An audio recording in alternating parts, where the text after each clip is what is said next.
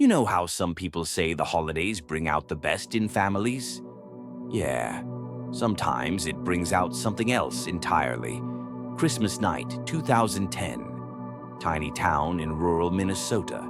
Snow outside, fireplace on. Tamara Lee Mason, 49 years old, single mom of 3, just wants one thing: to play a game of Yahtzee with her sons. That's it. That's the ask. It's been a long day. Gifts are opened, dinner's over. But for Tamara, that game means something. It's connection, nostalgia, something warm to end the night. But when she asks her sons, ages 19, 22, and 25, they say no. Not later, not maybe, just no. And it hits her hard. You have to understand, Tamara wasn't just a mom trying to pass the time. She was someone who lived for her kids.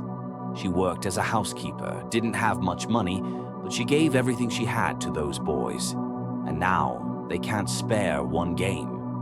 1 hour? She gets upset, starts crying, maybe yelling. The kind of emotional outburst that builds not just from that night, but from years of doing everything and still feeling alone. And that's when things turn.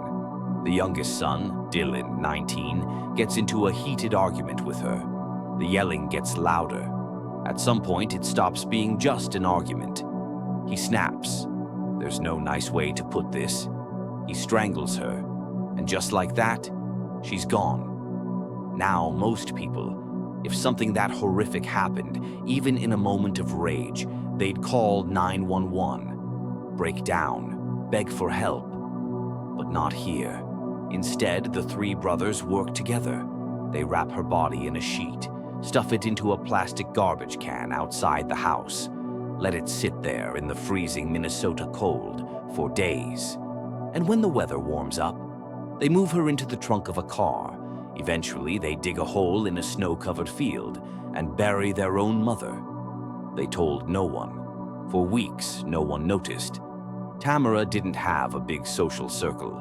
No one raised alarms, until a family member finally said something felt wrong. When police started asking questions, the stories didn't add up. And slowly, the truth came out. Dylan eventually confessed, said it happened in the heat of the moment, said he didn't mean to kill her. But that's the thing. Intent doesn't undo the choice to cover it up, or the fact that his brothers helped him do it. He was charged with second-degree murder. The 2 older brothers were charged as accessories, and the whole town, this small, quiet place where everyone knew each other, was left stunned. Because this wasn't a story about drugs or gangs or strangers. This was about a mother asking her kids to play a board game and never living to ask again. The tragedy here isn't just the crime. It's that Tamara died feeling rejected, like she was a burden, like she wasn't worth one game of Yahtzee. And if you've stayed with me until now, it means something about this story stuck. A simple like can mean everything. It's free but powerful. And maybe it helps more people hear the kinds of stories that shouldn't be forgotten.